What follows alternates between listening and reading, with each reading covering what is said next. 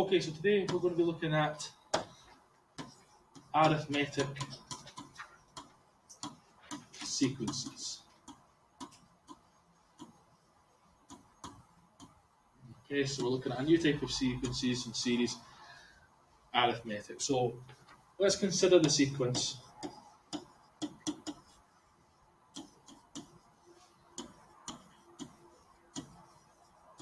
Let's consider the sequence U1, U2, U3, and go on and on.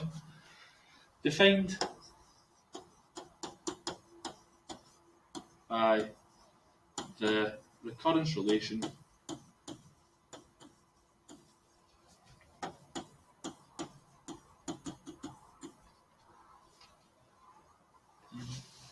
U of n plus 1 equals U of n plus d.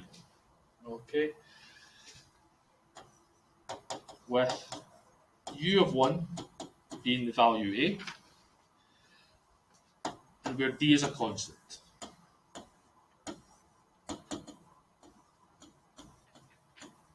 Okay, so we're relating this back to knowledge from higher recurrence relations. So what that means is the first term in the sequence is U1, which we know equals A, and successive terms, so how you would get the next term after that,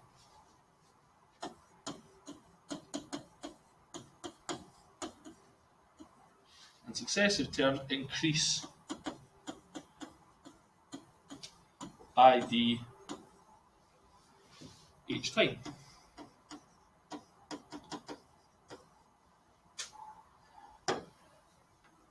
So this sequence is known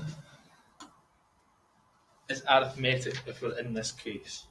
Okay, so this sequence is known as arithmetic.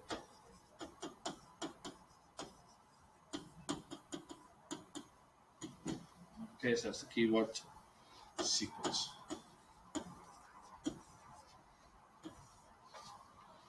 With first term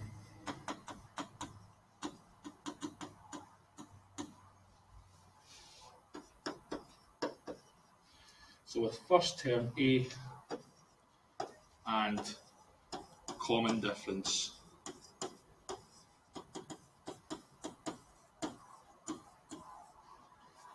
d.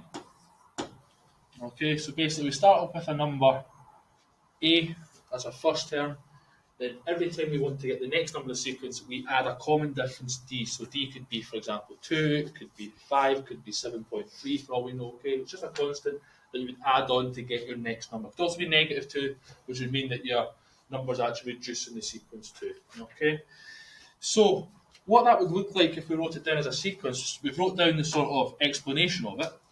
Well, we know U1 would be A, U2 would be A plus the difference D. Okay. U3 would be A plus the difference added on twice, so 2 lots of D. And you can see obviously the pattern. So in general, if you want to know the nth term in the sequence, it would be A plus n minus 1 times D. Okay, so that is the general rule for an arithmetic sequence there.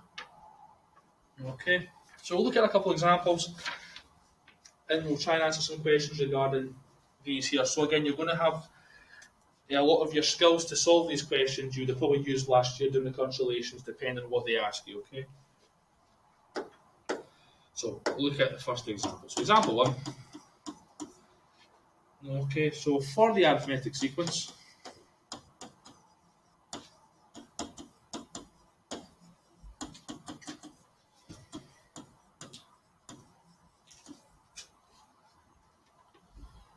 (11, 13, 15, 17, and so on.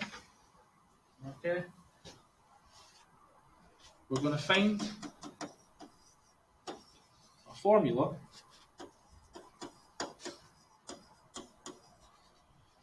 for u of n, okay, which is the nth term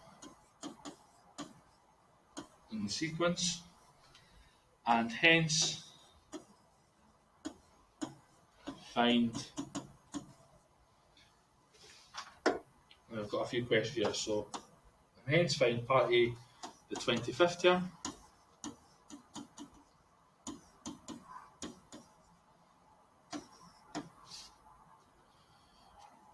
we're going to find for parts B which term would give us the answer 115, and C which term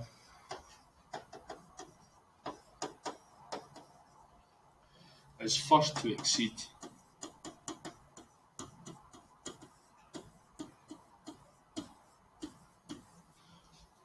200.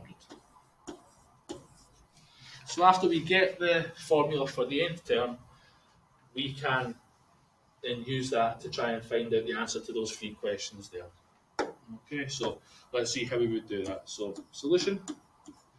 So we need to try and find the term first of all. So if I consider the sequence again that I was given, 11, 13, 15, 17, and then it went on, then what that's telling me is A was always the first term in the sequence. So that tells me that A is 11. D is the difference, so what is being added on to each number in order to get the next one, and you can see clearly that you're adding 2 each time, so D would be the value 2. Okay, so if I go to the general term U of n, so U of n, so that would be A plus n minus 1D, we wrote that above when we looked at our sequence. If I then put in the data, so A would be 11 plus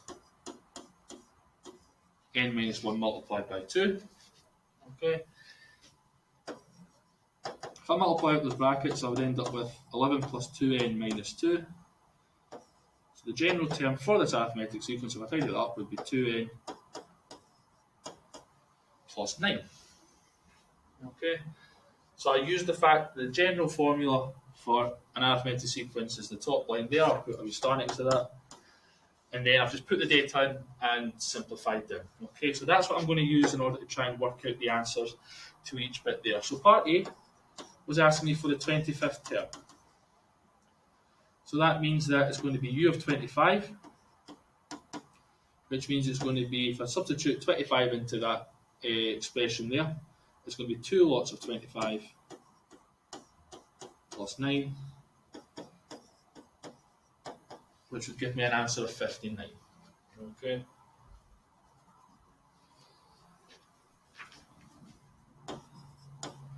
Part B, I was asked to find what term would give me the, or which term would lead me to the value 115. So we don't know that, so I just need to work out what value of n would give me an answer of 115. So I know that U of n is also 2n plus 9, so that means some value of n such that 2n plus 9 would equal 115. If I solve this, take the 9 across, that's going to be 106. Just going to have a bit more space there. Divide that by 2. N would be 53, so it was the 53rd term that in that sequence, which would have gave me an answer of 115 at that point. Okay. Last part C, is which term would be the one that would exceed 200? Which term in the sequence would take me past the 200? Okay. So again, if we think about what term would lead us to 200, so again, 2n plus 9 would equal 200 here. Take the 9 off. 2n, if 200 take away 9 is 191. Divide that by 2, you get the answer 95.5. Okay. So that means that the 95th term would still take us below 200. The one after it, 96th term, would exceed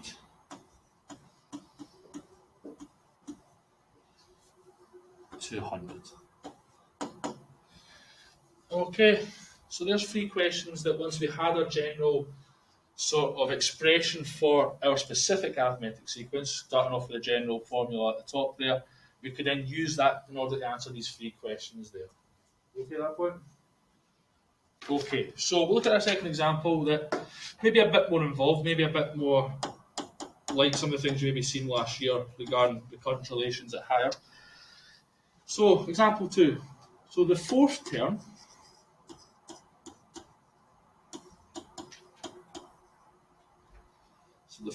of an arithmetic sequence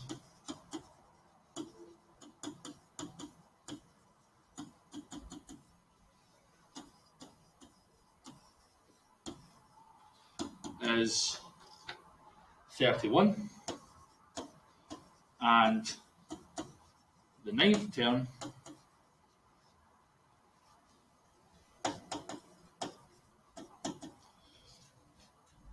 is 16. Okay. Our question is to find the 15th term in this sequence. So we're going to find the 15th term of this sequence.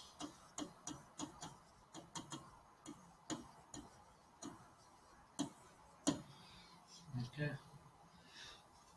So there's an example of a question. We know it's an arithmetic sequence. The question tells us that we don't know the starting off point. The only thing we know is that the fourth term in the sequence is 31 and that the ninth term is 16. So that's the only information we've really got. And our job is to try and work out some information that would help us work out what the 15th term is. So let's have a look at our solution. So if we remember what the general rule is, the general rule for the nth term in an arithmetic sequence is a plus n minus 1 multiplied by the difference d. Okay, so that's always the general rule. Okay, the general term. So all I know is that u of 4 is 31 and u of 9 is 16. That's the only thing I know about my sequence, okay? So if I use this information, that means that if I make n equals 4 into here, that means that a plus 3 lots of d, okay, so 4 take away 1 in the bracket, give me 3 times d, that had to give me the answer 31. Okay, that was the term of my sequence, okay, so that's when n is 4 here, making n equal to 4. If I then make n equal 9, so that's my ninth term, 9 take away 1 is 8, so it's going to be 8d would equal 16. Okay, so that's when n is 9. And you can see I've now set up a system of equations I can solve simultaneously in order to work out the values of both d and a. Okay, so if we call that equation 1, we call that equation 2. And if I do equation 2 take away equation 1, then that would leave me with 5d equals negative 15. Therefore, the d would be the value negative 3, which is what I would have expected. I'd expected a negative number because I know the fourth term in the sequence was 31, the ninth term was 16, it went down. Okay, therefore, the only way to make numbers go down by adding something is by adding on a negative number. So I'm quite glad that I found d as a negative number. So it's making sense so far. Okay, so substituting that into either equation, so we can sum into 1. Therefore, I'm going to get a plus 3 lots of negative 3 equals 31. So a minus 9 equals 31. That would lead me to the value a equals 40. Okay, so therefore, the general term now, so for any term I can now put this information in, A would be 40 plus n minus 1 multiplied by my value d, which is negative 3. Okay. Now this question asks me to work out what the 15th term is. So I'm going to substitute 15 into here, so it's going to be 40 plus 15 subtract 1 multiplied by negative 3. So that's going to be plus 14 times negative 3 there. Okay. So that's going to be 40, take away 42, which is negative 2. So my 15th term, in fact, is negative 2. Okay, so that's the two examples for this video.